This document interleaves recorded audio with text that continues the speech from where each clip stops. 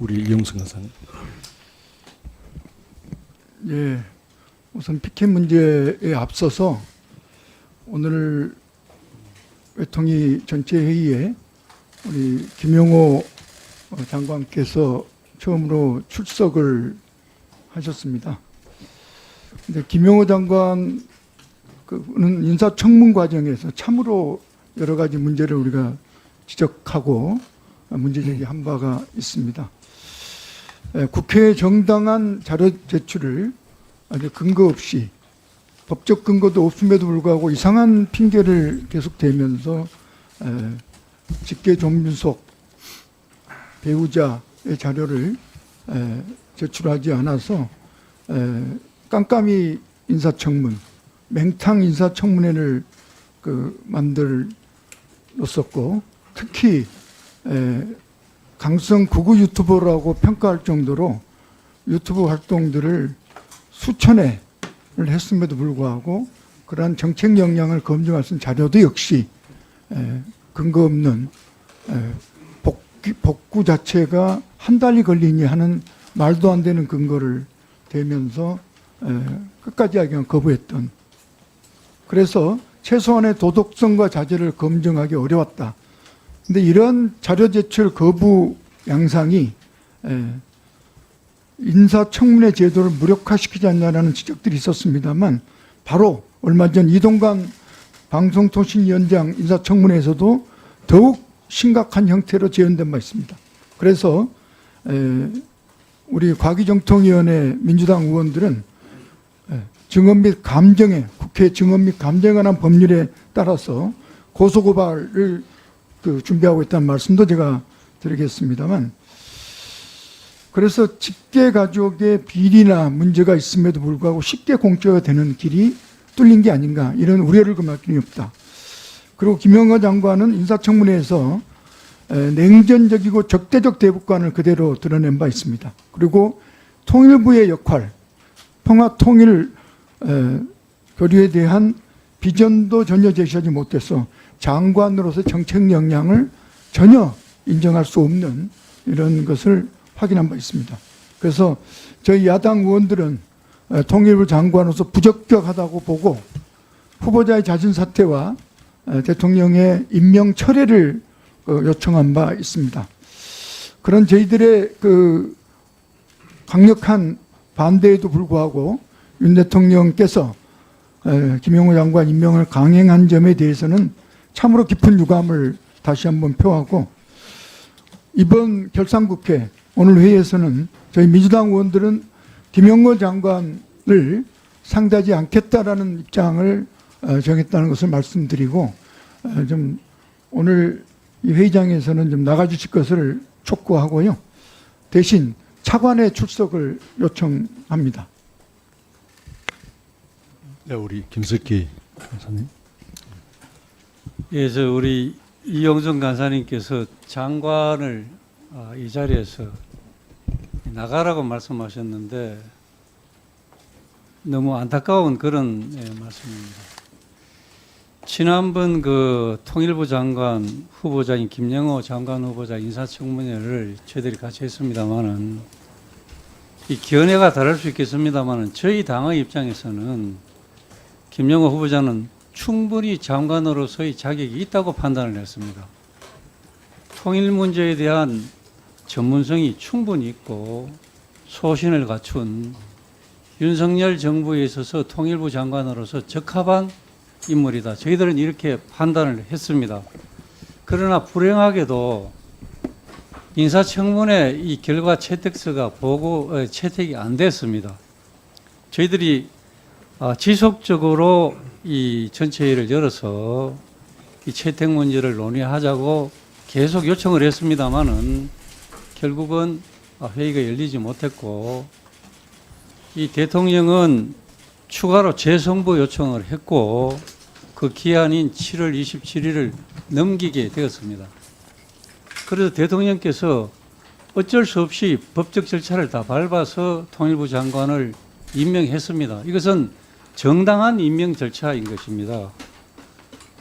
그런데 오늘 장관 보고 자리를 나가라, 차관이 대신해라, 이것은 무리한 요구라고 저는 그렇게 생각을 하면서 지난 문재인 정부에서도 인사청문회 보고서 채택이 없이 장관을 32명이나 임명을 했습니다.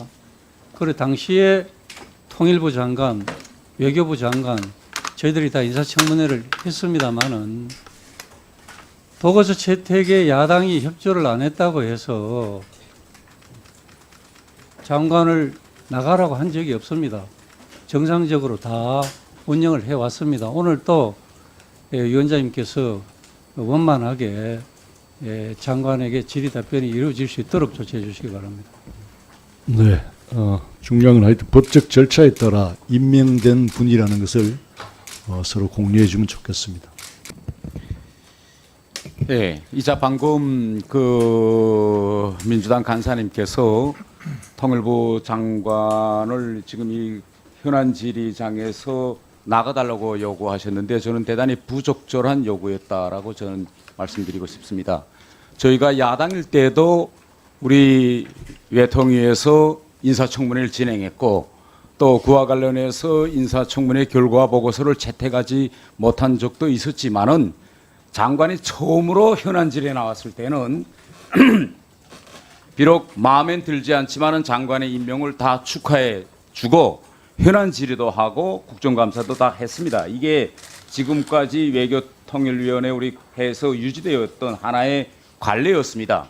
지요 지난번 정영 장관 인사청문회 때는 지요 어떤 발언까지 나왔느냐? 그때 강제 북송 이 컨트롤 타워의 정점이 있은 게 바로 정영 국가안보실장입니다. 청와대에서 그때 그 자리에 나와서 강제 북송한 탈북민들을 우리 국민으로 간주하지 않았다는 이런 정말 헌법에 어긋나는 발언까지도 했음에도 불구하고 그러나 그런 분이 외교장관으로 임명돼서 나왔을 때 청문회 때 있었던 일은 다 없었던 거로 하고 저희들이 악수도 하고 축하도 해 주었습니다.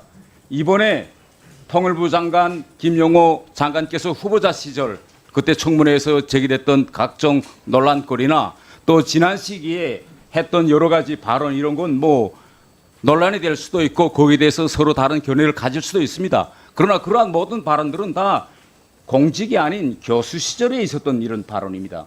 정용 장관이 청와대 국가안보실장에서 컨트롤 타워에서 있으면서 한 발언과 행동과는 전혀 다른 차원입니다. 그럼에도 불구하고 오늘 인사청문회 때 있었던 또 공직이 아닌 교수 시절에 한 이런 발언들을 가지고 장관으로 대통령이 임명된 이 자리에서까지 나가달라고 요구하는 것은 대단히 저는 무례한 요구다 이렇게 생각하면서 민주당에서 오늘 현안 질의에 그와 관련해서 질의도 안 하고 장관으로 지금 인정하지 않겠다는 이런 입장인 것 같은데 이러한 입장을 철회해 주실 것을 저는 간곡히 부탁드립니다. 예, 우리 전 의원님.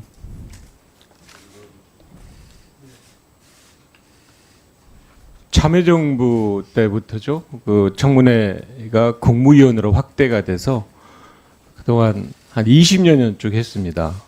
청문경과 보고서 채택 안 된 경우도 있고 또 청문회 과정이 파행된 경우도 있었는데 이야기 앞에서 하셨지만 결론적으로 또 임명이 되면 거기에 대해서 새로운 정책적 제안을 하는 것이 어떻게 보면 또 선례이기도 해서 저희들도 충분하게 양해가 된다고 생각합니다. 저희들이 이야기를 한 거는 그런 내용적인 거에 대해서 반대하는 것은 실제로 앞으로 상임위에서 장관으로 잘 할지 이야기를 하겠지만 문제를 제기하는 것은 아예 노골적으로 자료를 안 냈다는 겁니다.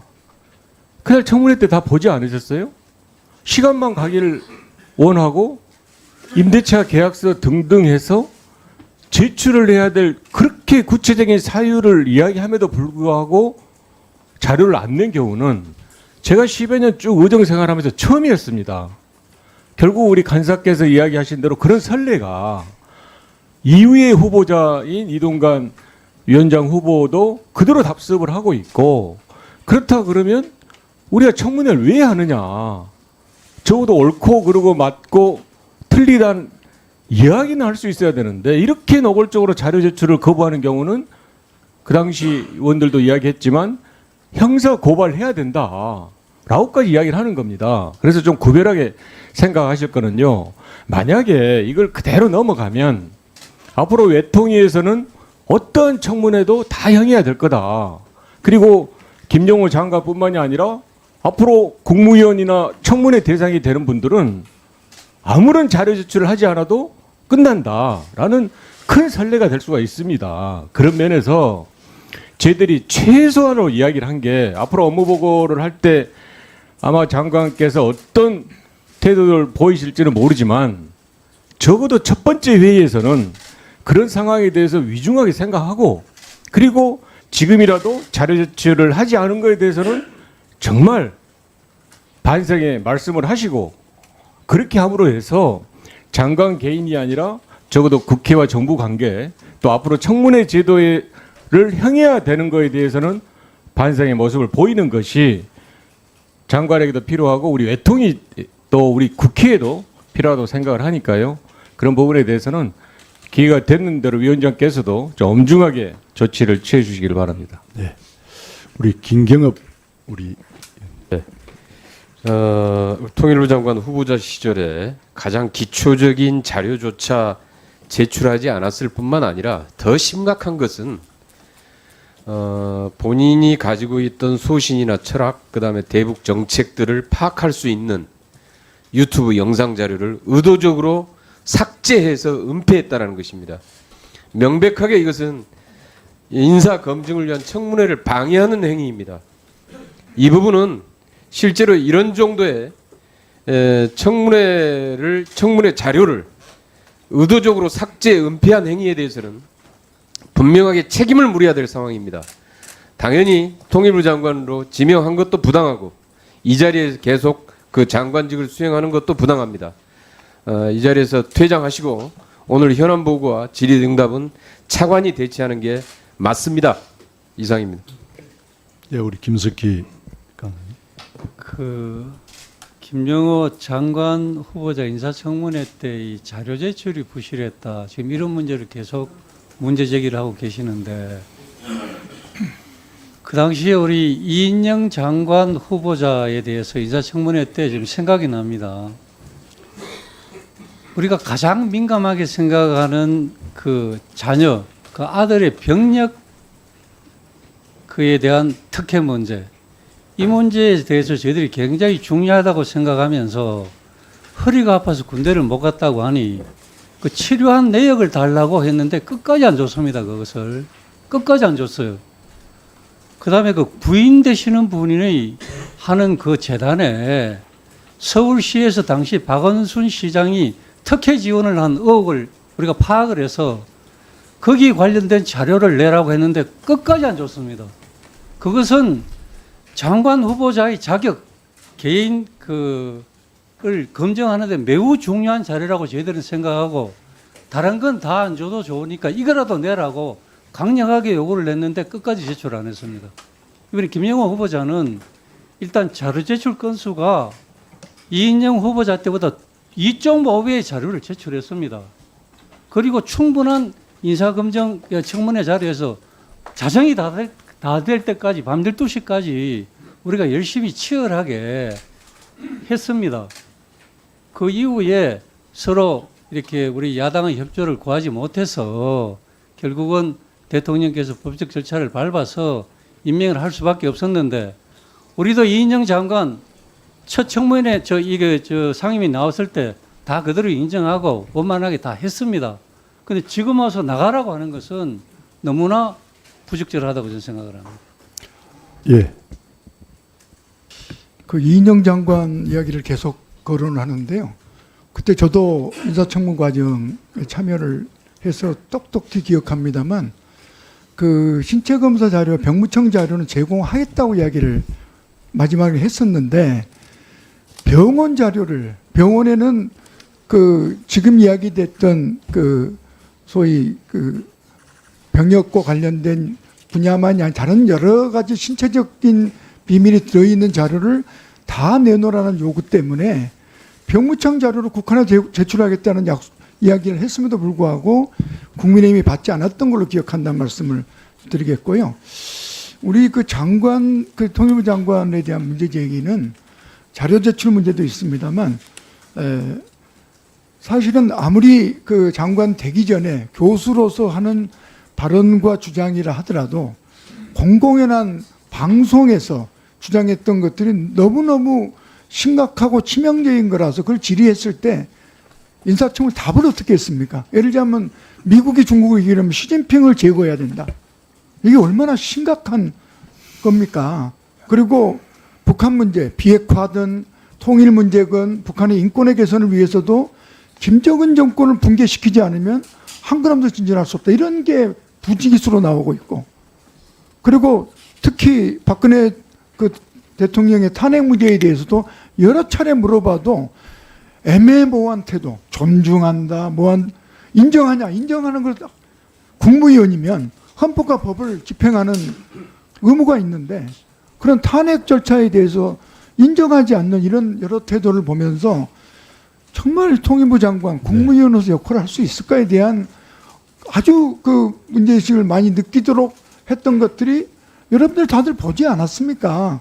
이런 점 때문에 저희가 자진 사퇴와 지명 철회를 촉구한 거죠. 네, 그런 점들 때문에 오늘 그 대장과 차관의 대참을 요구했다는 서로 것을 말씀드리겠습니다. 하여튼 제일 중요한 것은 모든 어떤 절차를 통해서 이루어진 임명된 장관이라는 걸 인정해 주시고요. 우리 우상호 의원. 제가 발언 안 하려고 했는데 또 김석기 간사님께서 이인영 전 장관 문제를 거론하셔서 제가 이인영 장관하고는 친분이 좀 있는 건 다 아시지 않겠습니까? 그래서 지난번 말씀하셔서 제가 자세히 만나서 얘기를 들었습니다. 본인의 이야기로는 병역 면탈 의혹에 대한 자료는 병적 기록부나 거기 관련되어 있는 자료를 충분히 제출을 해서 그거에 한해서 검증하면 되지. 그 아들이 여러 가지 신체적으로 치료받은 것들은 여러 가지 사안이 있는데 그 병역 면탈과 관련되지 않은 병원 진료 기록까지 내라고 하는 것은 너무 과도한 사생활 사적 정보다라고 하여 아들의 의사를 물었더니 아들이 그런 것까지 밝혀주고 싶지 않다. 그건 사실 개인사 아닙니까? 개인이 여러 가지 질병을 앓고 있는 문제는. 근데 그걸 다 내라고 하는 것은 좀 무리했다. 그래서 그것만 안 냈다. 나머지는 다 냈다. 이렇게 얘기를 하는데 자꾸 자료를 아무것도 안 냈다 이렇게 말씀하시는 것은 김영호 장관이죠. 지금은 장관의 청문회 과정과 비교할 수 있는 문제가 아니다.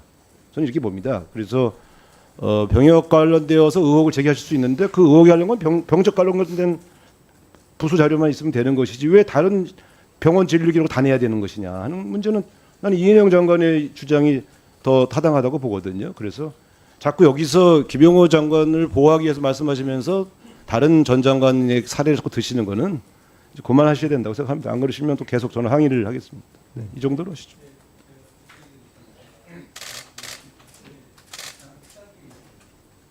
짧게 해주십시오. 그 당시에 그 아드님 문제가 이렇게 됐습니다. 허리가 아파서 군대를 못 간다고 해서 했는데 허리 아픈 사람이 맥주 박스를 번쩍 들고 다니는 모습이 동영상이 나왔습니다. 그럼 허리가 아픈데 어떻게 저렇게 보통 사람도 젊은 힘 있는 사람이 아니면 못 드는데 저런 일이 있을 수 있냐 해가지고 그 이후에도 계속 병원 치료를 했다고 그래서 전체적으로 치료 전부를 아니고 허리와 관련된 치료 내용을 제출해라고 저희들이 요구했고 그 요구는 타당하다고 저희들이 생각했습니다. 우리 김홍걸 의원님. 자료 제출 문제에만 지금 초점이 집중되고 있는데요.